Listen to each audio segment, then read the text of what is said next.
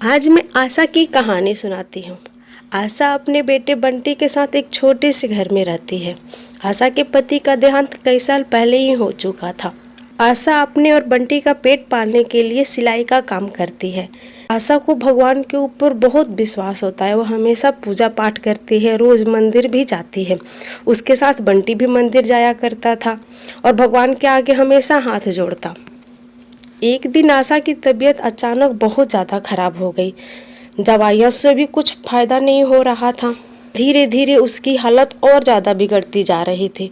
अब तो उसमें बिस्तर से उठने की भी ताकत नहीं बची थी। सिलाई से जो पैसे जोड़े थे वो भी धीरे धीरे खत्म हो चुके थे।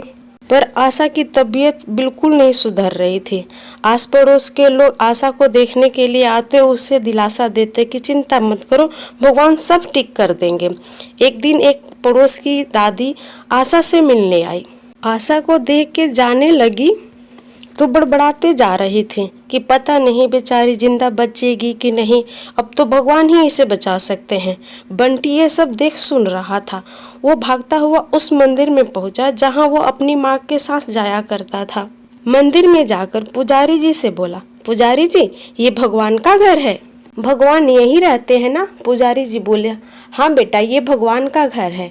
तो बंटी ने कहा, भगवान को बुला दीजिए ना, मैं उनको अपने घर ले जाने आया हूँ। पुजारी जी ने कहा, भगवान ऐसे किसी के घर नहीं जाते।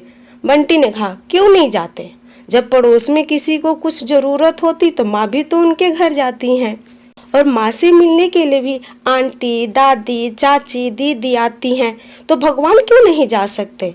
मैं भगवान जी को अपने साथ लेके ही जाऊंगा। पुजारी जी ने बहुत समझाया, पर बंटी जिद पे अड़ा रहा कि मैं भगवान को साथ लेकर ही जाऊंगा। वो छोटा बच्चा कहाँ कुछ समझने वाला था। वहीं मंदिर में एक सेठ दर्शन करने आया था। वो बंटी और पुजारी जी की सारी बातें सुन रहा था। बंटी को जिद करता देख जाके बोला, हाँ बेटा बोलो, तुम मुझे क्यों लेने आए हो? मैं ही भगवान हूँ। बंटी खुश होते हुए बोला, आप भगवान हैं? पर आप तो मंदिर वाले भगवान की तरह बिल्कुल नहीं दिखते। फिर सेठ ने कहा, मैं सबके सामने उस रूप में नहीं आ सकता ना, इसलिए ऐसे आया हूँ। अब बताओ, तुम मुझे क्यों ढूंढ रहे थे? बच्चे ने सेठ की उंगली पकड़ी और खींचता हुआ अपने साथ ले जाने लगा। सेठ भी उसके साथ चल पड़ा। बंटी दरवाजे पर पहुंचते ही चिल्लाना शुरू कर दिया, माँ माँ देखो, मैं भगवान को अपने साथ लाया हूँ, अब तुम बिल्कुल ठीक हो जाओगी। अपने दरवाजे पे एक अनजान आदमी को देखकर आशा झट से बिस्तर से उठकर बैठ गई। सेठ ने कहा, आप चिंता मत कीजिए। एक पता देते हुए कहा, कल आप इस अस्पताल में आ जाइए। अगले दिन आशा उस अस्पताल में पहुंची। अस्पताल को देख सोचने लगी, इतने बड़े अस्पताल में मैं इलाज कहाँ से कराऊंगी? मेरे पास तो इतने पैसे नहीं है। वो सोच ही रही थी कि नर्स ने आकर कहा, आप आशा जी हैं? आपको अंदर डॉक्टर साहब ने बुलाया है। वो चुपचाप अंदर चली जाती है। आशा के टेस्ट हुआ तो पता चला कि उसे ट्यूमर है। डॉक्टर ने कहा, आपका ऑपरेशन हो जाएगा तो आप बिल्कुल ठीक हो जाएंगी। आशा ने कहा, पर मेरे पास तो इतने पैसे नहीं हैं। डॉक्टर ने कहा, आप चिंता मत कीजिए, सेठ जी ने आपके इलाज के सारे खर्च दे दिए हैं। आशा का ऑपरेशन होता है और वो बिल्कुल ठीक हो जाती है। इसे कहते हैं भगवान में आस्था और विश्वास। अगर हम में भगवान पर विश्वास है तो भगवान हमारी हर मुसीबत में मदद करने के लिए आ ही जाते हैं किसी न किसी रूप में।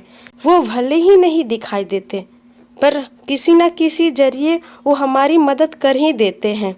किसी को जरिया बनाकर भेज ही देते हैं हमारी मदद के लिए।